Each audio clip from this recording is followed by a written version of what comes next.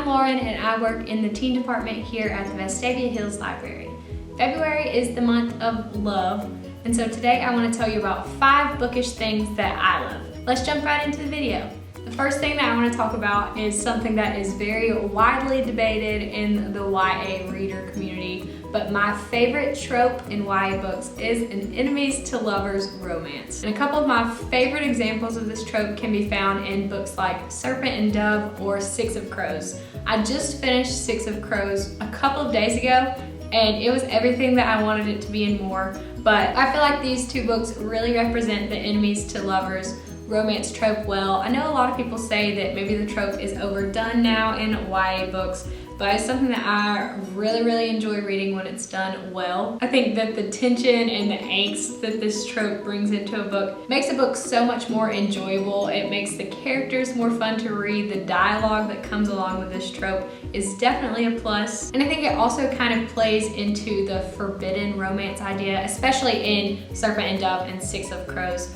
And I really like that aspect too, the kind of will they, won't they discussion that will carry on throughout a book and then often throughout a series. It's one of my favorite things to read in a YA book. Like I said, when an author does it well and doesn't make it feel forced, it just feels like the characters are drawn to each other, but they don't want to be or they shouldn't be. It's a 10 out of 10 for me. I love to read it every time. The next thing that I want to talk about is also something that's pretty widely debated, and that's paperback versus hardback books. My favorite way to read a book is paperback. And so the second thing on my list of bookish things that I love is paperback books. I know that hardback books do sometimes feel very fancy and nicer to own, but I'm always 100% of the time going to pick a paperback book to buy over the hardback version. Not only do you save a couple of dollars when you buy the paperback book, to me a paperback just feels so much better in my hands when I'm reading it. It feels a lot more comfortable. I like to break the spine. I know a lot of people don't like that, but I feel like that you can tell when paperback books have been read and loved. And that's one of my favorite things to see on my bookshelves at home. So even though I will definitely read hardback books, I still buy hardback books. When I'm given the choice, a paperback is the way to go for me. And I know I may get some side eye for that comment, but I'm all about comfort when it comes to reading. So for that reason, I'm gonna continue to pick up paperback books and continue loving them probably for the rest of my life. The third thing that I want to talk about today that I really love, and I'm sure that any of you that are watching that love to read will agree, is a book with a really well designed cover. I personally don't like books when the cover has a real person on the front of the book. I don't know why, for some reason I just tend to stray away from those books. But when a book has a really nice cover, something that catches my eye, there's not too much going on, feels kind of minimal sometimes, I am much more likely to pick it up. And honestly, I think I'm much more likely to enjoy it. I know that everyone says you can't judge a book by its cover, but I'm definitely guilty of judging books by their covers a lot of the time. So I picked out several books today that are an example of covers that I really love. As you can see now, those books are things like Six of Crows by Leigh Bardugo that I just mentioned earlier, A Good Girl's Guide to Murder by Holly Jackson, Serafina by Rachel Hartman, Dance of Thieves by Mary E. Pearson, The Thousandth Floor by Catherine McGee, and Fury Born by Claire Legrand. I've actually read 4 out of these 6 books, and I love them all, and I would not have picked them up as quickly if I was not as intrigued by the cover. So maybe you can relate, maybe you'll agree that you like a book to have a cover that you enjoy. I think it just really ups the reading experience for me personally, and for that reason it made it onto my list. I love a book with a good cover, and I definitely love the way reading and carrying books with good covers makes me feel. The fourth thing on my list today is something that's relatively new to me as a reader, but I have learned that I really love audiobooks with a full cast. Up until last year, I didn't pick up audiobooks much. I had a hard time really focusing when I was listening to audiobooks, and I felt like it was taking away from my reading experience. But last year I really started using our Libby app a lot. We were all at home for most of 2020, so I was doing lots of things in my house to keep myself busy, and I learned that I really love to listen to audiobooks while I'm doing like small tasks or chores or mindless things, I've called it, like things that I can kind of detach myself from while I'm doing them. And then I'm also getting reading in while I'm checking something off my to-do list.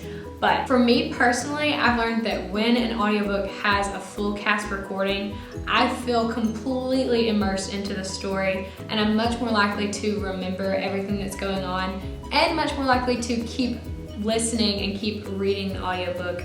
One of my favorite examples of this in YA books is Sadie by Courtney Summers.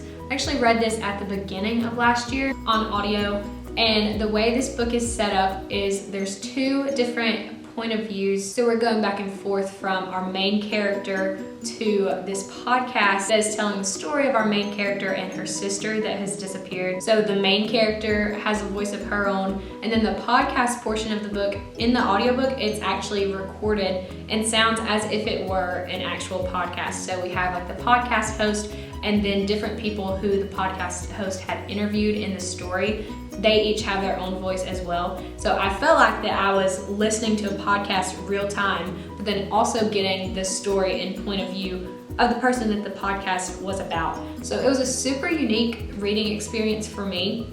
I've seen a lot of mixed reviews on that book, but all the reviews that I've read that the person listened to the audiobook and read it that way like I did were as blown away with it as I was. So if you are interested in picking up an audiobook, you're not sure where to start, or like me, you had a hard time concentrating, I would recommend trying out Sadie by Courtney Summers and seeing how you feel about the pacing of the audiobook and how it's recorded that way.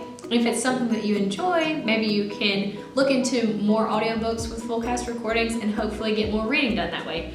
But because it's helped me get more reading done and because I've learned to enjoy it so much, I can genuinely say that I love an audiobook that's produced this way with a full cast recording. And last but certainly not least on my list of bookish things that I love, if you've watched any of my previous videos, this will come as no surprise to you, but I love books that feel cozy while I'm reading them.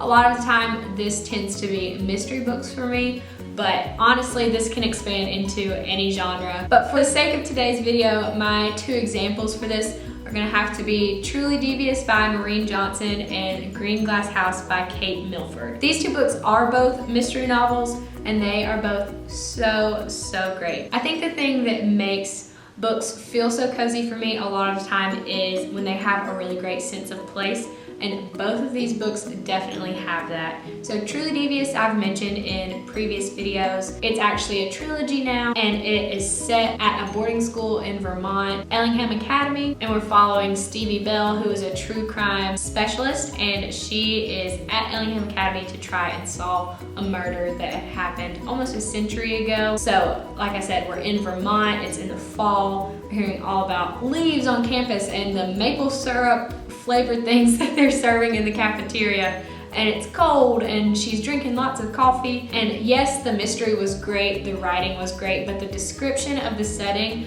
I was just completely enthralled with that series. If you haven't picked it up yet, you definitely should. And then Green Glass House by Kate Milford is actually a middle grade mystery. I picked it up around Christmas this year, and it was the perfect time to read this book, but now it's still a good time because we're still seeing cold weather in Alabama. But Green Glass House is set at a family's inn. We're following a 12-year-old boy when some mysterious guests show up at the inn around Christmas time, and he is trying to figure out why all the guests are here. It was so much fun. There's lots of snow at the inn. We're hearing about the Christmas decorations and the meals that they're eating and the stories that they're telling. And the power goes out and we're having to light all the candles and use the fireplace. And that book, I read it so quickly. The mystery was so interesting.